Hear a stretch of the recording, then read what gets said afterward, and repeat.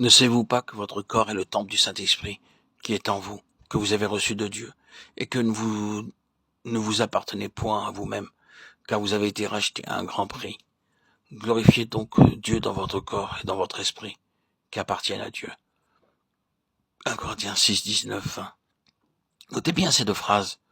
Vous ne vous appartenez pas à vous-même. Vous avez été racheté à un grand prix.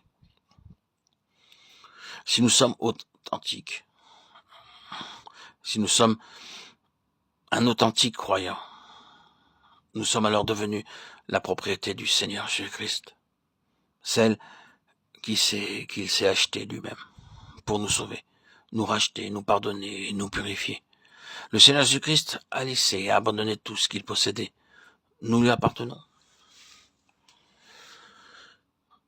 Lors de ma vie chrétienne, j'avais l'habitude d'avoir dans ma poche quelques petites pièces de monnaie, car on rencontre souvent de très nombreux mendiants. Lorsque l'un d'eux s'approchait de moi, je lui donnais alors une pièce de monnaie. Un jour, un mendiant vint à moi, me demandant un peu d'argent. Je mis ma main dans ma poche, m'apprêtant à lui donner une pièce. Quand Dieu me parla, « Ceci est mon argent. Tu n'as pas le droit de dépenser cet argent selon ta propre intelligence. » À cette époque, j'avais encore cette opinion que si je donnais la 10e partie de mon argent au Seigneur, je pouvais faire du reste ce que je voulais. Je donnais en général plus que la dîme, et pour le reste, je voulais le dépenser au service de Dieu. Mais je le faisais sans rechercher la volonté de Dieu. Alors Dieu me parla disant, « C'est mon argent que tu dépenses.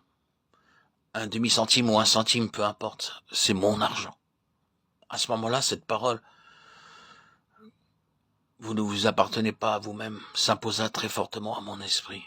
Et Dieu me parla. « Ton corps m'appartient, ton argent m'appartient, le temps que tu as à vivre m'appartient.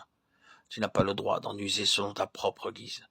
Tu es ma propriété, que je me suis acquise. » Alors, je me repentis et Dieu me pardonna. Par la suite, j'ai trouvé une très grande bénédiction en consultant la volonté de Dieu avant de dépenser l'argent, l'énergie ou le temps.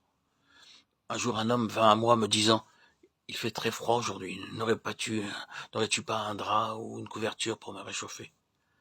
Je lui répondis, « Attends un instant, je vais d'abord prier à ce sujet. » Je priai donc, « Ô Dieu, cet homme a froid et n'a ni drap ni couverture, que faut-il faire ?»